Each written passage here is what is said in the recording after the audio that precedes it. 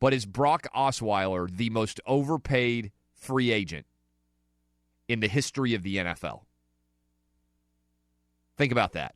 It's rare that you can think of the worst, but what I have seen through 7 games suggests that the Houston Texans giving Brock Osweiler a 4-year, $72 million deal with $37 million of that guaranteed is maybe the worst deal in the history of the NFL. John Elway has to be sitting around in absolute glee over the way this happened. He has paid, this is from Darren Ravel I saw on Twitter, he has paid $216,000 so far this year for Trevor Siemian. The Houston Texans have so far paid Brock Osweiler $18.6 million. Think about that. Jason Martin, Robert and Danny G back in L.A. Can you guys think of a worst free agent signing in the history of the NFL? Now, maybe Brock Osweiler in the next 9 games of the Houston Texans season is going to turn into Tom Brady. I don't think so. I think he's awful. Not only is he awful, he's made DeAndre Hopkins look like just a regular dude. Like they can't get the ball to him.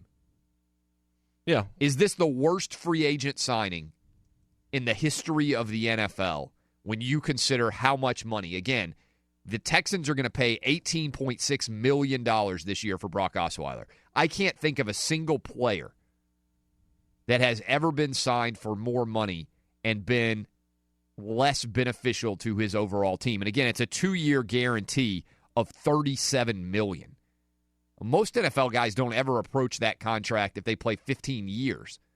Brock Osweiler starts, a few games for the Broncos, who have a great defense, convinces Bill O'Brien that he's the next big thing in the NFL, and so far has been a total bust. I mean, we watched him in Denver. As a Broncos fan, I was not upset to see him go, not because I thought he was an utter bust, but because I thought he was overrated. I thought he was overvalued, and if Houston wanted to pay him that, then Houston could go right ahead and pay him that. I don't think anybody is upset in Denver that Trevor Siemian is under center and not Brock Osweiler. I did pull up NFL.com's 10 worst contracts of all time. That was before this one was signed. We might be able to touch on that in a little while. I need to look through it.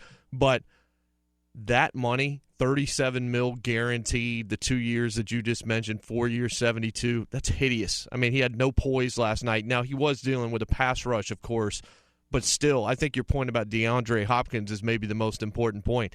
If you make that guy look pedestrian, you suck. Well, not only that, but he's returning to the place that kicked him to the curb. Like, this should have been the opportunity. If you have any kind of competitive spirit. Yeah, it's a revenge game. This is your opportunity to go back to Mile High, and it's like if your girlfriend dumps you, or if you're a girl, your boyfriend dumps you, the next time you see him out in public, you want to look absolutely fantastic. You want to have a new car. You want to be in better shape. You want to have a hotter boyfriend or girlfriend. You want to prove to them that you're better than they are. And Brock Osweiler goes back home to Denver, the place that put him on the bench for Peyton Manning, which probably didn't make him very happy in the playoffs after the way he played during the regular season. They had a contentious negotiation in the offseason. The Broncos eventually said, you know what? I've got a number in our mind. John Elway did. I know this. I know this position pretty well. If I'm going to pay a guy X, you better be really good.